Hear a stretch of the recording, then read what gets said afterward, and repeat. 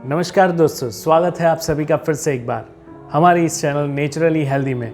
मैं doctor Raghav Pujara, naturopathy consultant, life coach, आपका स्वास्थ्य रक्षक। दोस्तों, हमने लास्ट वीडियो में और उसके पहले के वीडियो में फ्रेंड पेन और फ्रेंड फीवर के बारे में जाना और उनसे दोस्ती की। आज हम ऐसे ही एक दोस्त के बारे में जानने वाले हैं जिसका नाम है स्वेलिंग। जी हाँ दोस्तों, स्वेलिंग भी हमारा एक फ्रेंड ही है।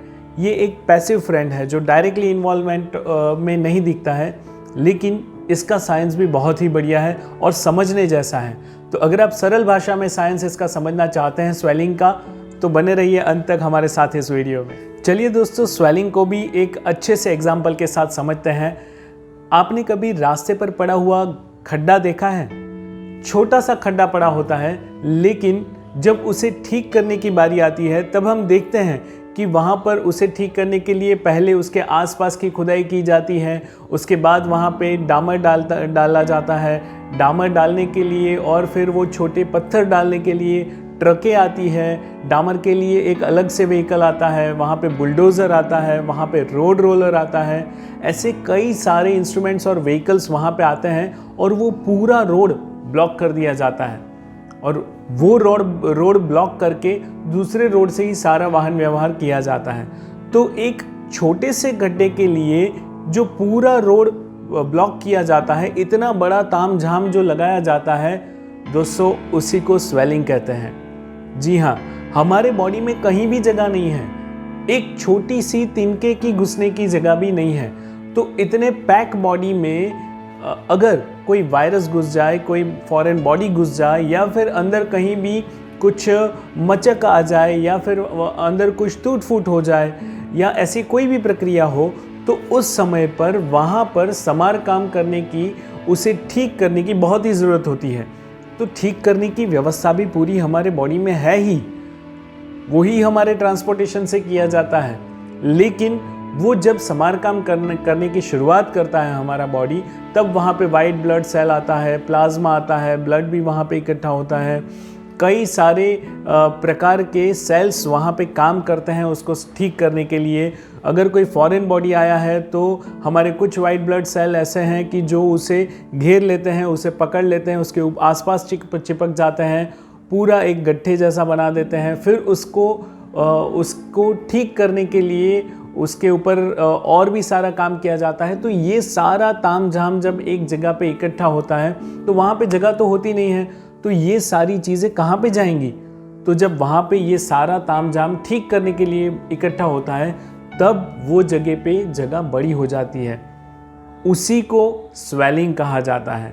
तो दोस्तों, अगर कहीं भी बॉडी में स्वेलिंग है तो इसका मतलब ये समझिए कि बॉडी के अंदर कुछ समारकाम चल रहा है, कुछ ठीक करने की प्रक्रिया चल रही है, कुछ अच्छा हो रहा है। तो ये गलत चीज़ नहीं है, ये बहुत ही अच्छा है हमारे लिए। अगर वो ठीक नहीं करता तो वो गड्ढा, जैसे रोड के ऊपर पड़े हुए छोटे से गड्ढे को ठीक ना किया जाए तो धीरे धीरे वो बड़ा होता जाता है।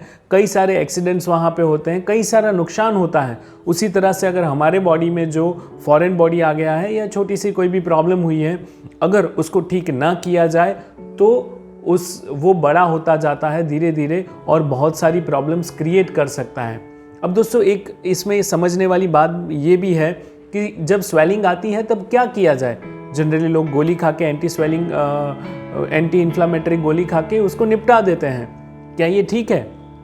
और रूटीन काम करते हैं। बड़ी बात तो ये है कि एंटी इन्फ्लामेटरी टैबलेट लेते हैं और फिर रूटीन काम करना शुरू कर देते हैं। क्या ये ठीक है? अगर किसी रोड के ऊपर एक गड्ढा हो गया तो क्या उस रोड के ऊपर वाहन व्यवहार चालू रखना ये ठीक बात होगी? ये सारे तामझाम हम इकट्ठा करते हैं, लेकिन सबसे पहली बात तो ये होती है कि वहाँ पे रोड को ब्लॉक करना पड़ता है, रोड को कम्प्लीटली आराम देना पड़ता है, बिल्कुल उसके ऊपर वजन ना आए, उसके ऊपर कोई भी प्रकार का व्यवहार ना हो, ऐसी प्रक्रिया करनी होती है, तब हम रोड को ठीक कर पाते हैं। उसी तरह से अगर हमारे बॉडी में कहीं भी ऐसी कोई प्रक्रिया चल रही है और स्वेलिंग आ रहा है, तो उसका सबसे पहला काम हमें ये करना होता है कि वहाँ का वाहन व्यवहार ठप कर दो, यानी कि उस एरिया को ब्लॉक कर दो, हलन चलन ना हो और ज़्यादा परेशानी ना हो। इस तरह से हमें ज़्यादा से ज़्यादा आराम करना होता है। जितना आराम ज़्यादा होगा, जितना हमारा खाना कम होगा, खाने में जितनी एनर्जी कम वेस्ट होगी, उतना ही ज़्यादा हीलिंग प्रोसेस में काम फास्ट होगा। तो दोस्तों, स्वेलिंग अगर हमारे बॉडी में कहीं भी है तो हमारा सबसे पहला फ़र्ज़ ये बनता है कि उसको सपोर्ट करें।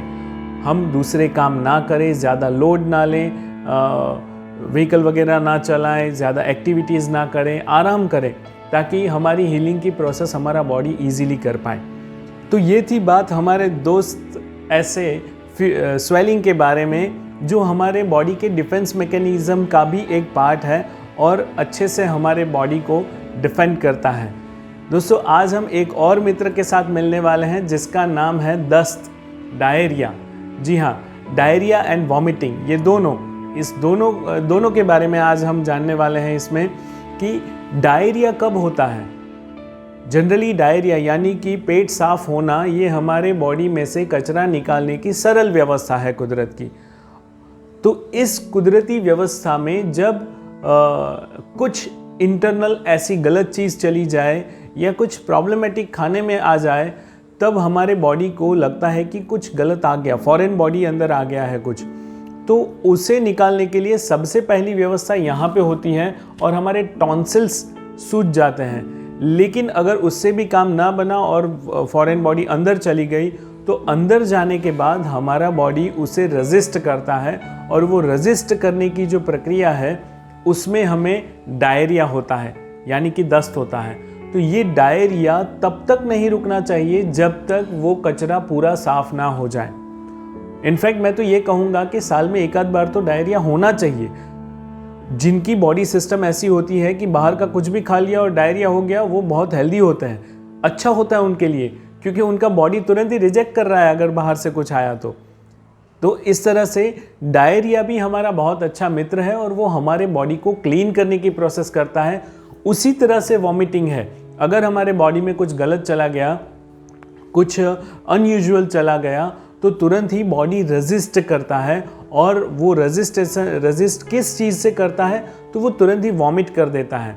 हमें अच्छा नहीं लगता, अनईजीनेस फील होता है और फिर वॉमिटिंग हो जाती है। जैसे ही वॉमिट होती है उसके बाद बहुत आराम हो जाता है। ये सबका अनुभव रहा है। तो वॉमिट होना ये भी कुछ गलत बात नहीं है, अच्छी बात है, हमारा मित्र है ये भी, और वो हमारे बॉडी को ठीक रखने के लिए ही आता है और रहता है। तो स्वेलिंग, डायरिया एंड वॉमिटिंग, ये सारे हमारे मित्र हैं। इनको गलत नज़र से मत देखिए। ये हमारे बॉडी में अच्छा काम करने के लिए आते हैं, अच्छे के लिए उनको सेट किया गया है।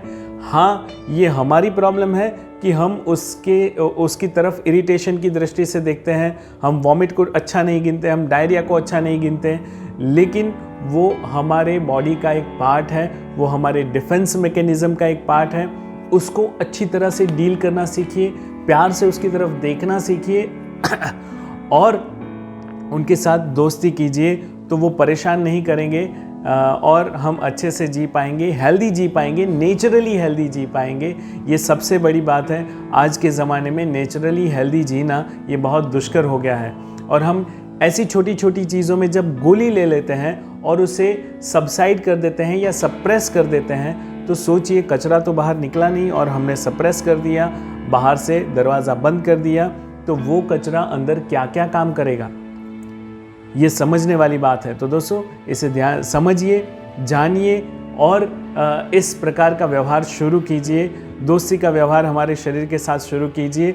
शरीर को सुनिए, अच्छे से सुनिए, ध्यान से सुनिए। शरीर हमारे साथ बात करता है। ये सारे मित्र हमारे लिए ही कुदरत ने रखे हुए हैं, तो इनसे दोस्ती कीजिए और हमेशा स्वस्थ रहिए, दूसरों को स्वस्थ रखिए। उसके लिए हमारे वीडियोस दूसरों को पहुंचाते रहिए। आप भी अपनी तरफ से दूसरों को ऐसी बातें करते रहिए ताकि हेल्दी, नेचुरली हेल्दी रहने का मिशन कामयाब हो और लोग डिजीज़ मेंटालिटी से हेल्थ मेंटालिटी तरफ मूव करें। तो नमस्कार दोस्तों, थैंक यू वेरी मच हमसे जुड़े रहने के लिए अंत तक। और नेचुरली हेल्दी चैनल को अगर आपने सब्सक्राइब नहीं किया है तो ज़रूर सब्सक्राइब कर लीजिए, लाइक कीजिए, शेयर कीजिए। आपको हमारे वीडियोस कैसे लगते हैं वो कमेंट करके हमको बताइए। आपका कोई व्यू है, आपका कोई प्रश्न है तो ज़रूर बताइए, हम कोशिश करेंगे उसे सॉल्व करने की। थैंक यू वेरी मच, धन्यवाद।